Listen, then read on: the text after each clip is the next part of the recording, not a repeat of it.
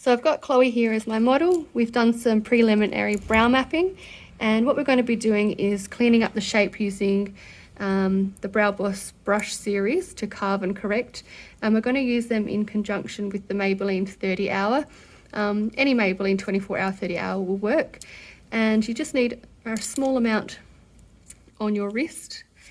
And the brush that we start with is the flat edge. When it's quite new, the bristles are quite straight, but as you can see here on the Pharrell, it's opened up, so as soon as you get product on it, it will fan out much like this. So once you've got product on there, and these brushes get a little bit better to use each time that you use them. I would call them semi-disposable, so once you've used them, say a handful of times, 5 or 6 times, or if they become contaminated, I would chuck them straight away and then get a new set out. But as this dries up from the previous use and you go again, yeah, they're much easier to use. So the idea here is to carve and correct. I see a lot of students like just literally slapping foundation on for the purpose of getting concealer onto their face. But the purpose of this is to really hone in and to use this flat edge here to go in along the line and tidy it up. So if there's any pencil that's hanging out or any blurring that might confuse you as you're going to be doing your outline, this is a great time to cover that up. So as you can see, I'm really stretching Chloe's skin up and above the bone, and I'm pulling it from here and here so I can keep this line as straight as possible. So using your flat edge, I want you to really take your time as well. What you're looking for is a nice thick coverage. So then when we get to the buffing brush, which is this round one, we can just pull it out like this.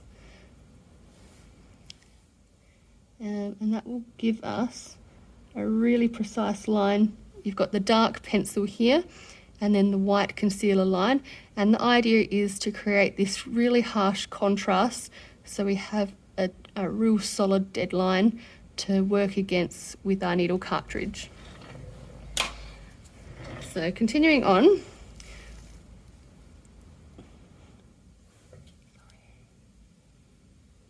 I normally swoop around this arch, and the bristles will sort of pull out and curve with it.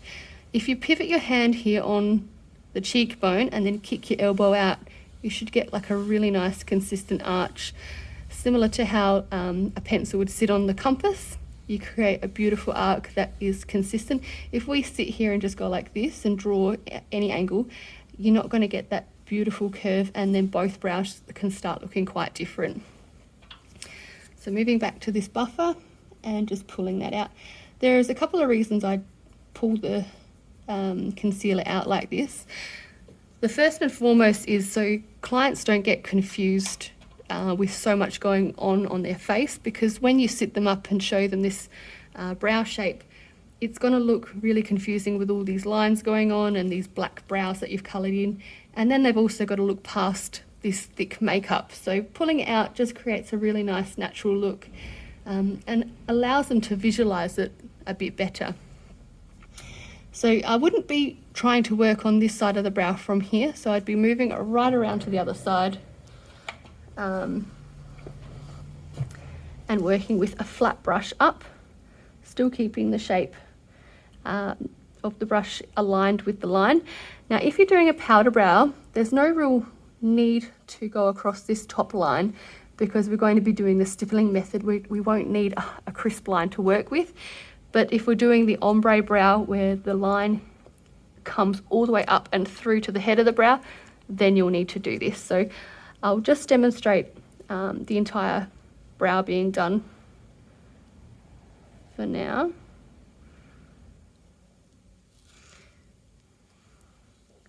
So slow and steady wins the race.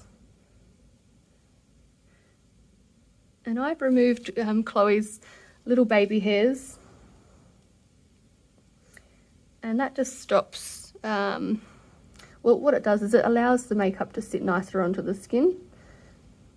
Otherwise it can start bleeding into the brow.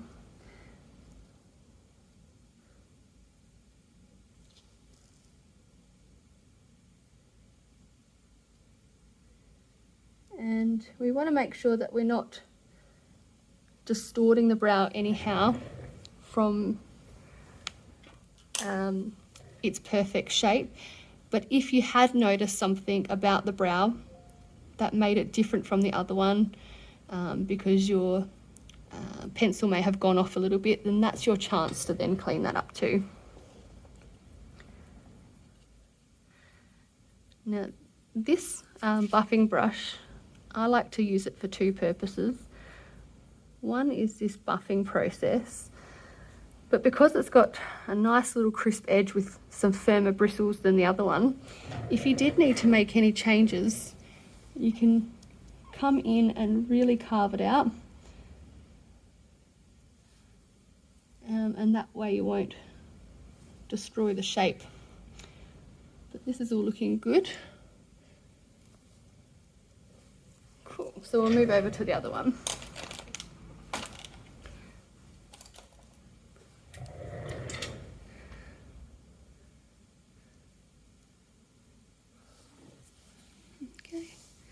So I like to work with my clients when their face is always facing the light. So small little adjustments, moving them so that the light is always shining down on the area that we want to work on.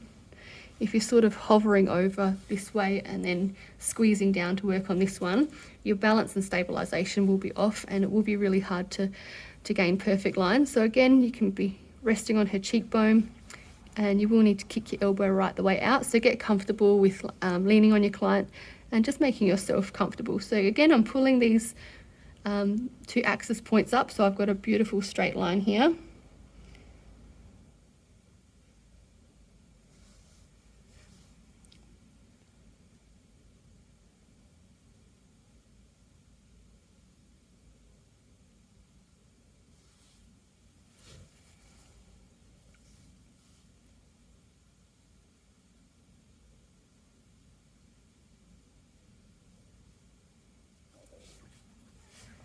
And beautiful curve that we're just sliding around. If you dab that one, you can start to get like little connection points crossing over. So coming back to the top of the brow, where I can straighten my brush up in line with the brow body.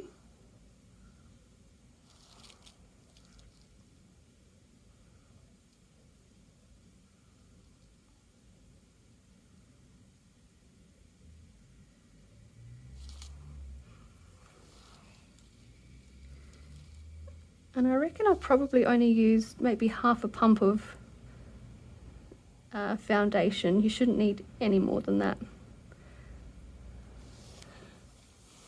Okay, so just buffing that one out. You'd want to do it pretty quickly, otherwise it will dry up and make it quite difficult.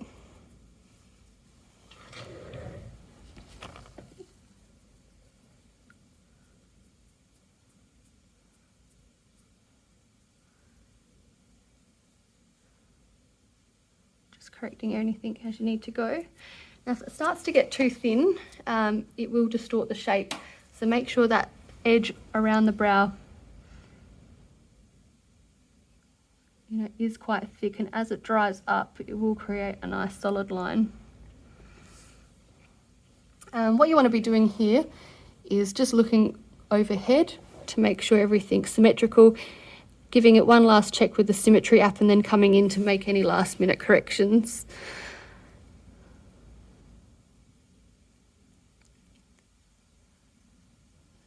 So if I was to, let's say, do this brow here from the other side, my hand won't move with the motion of the brow. So the brow is curving this way and my wrist is moving that way.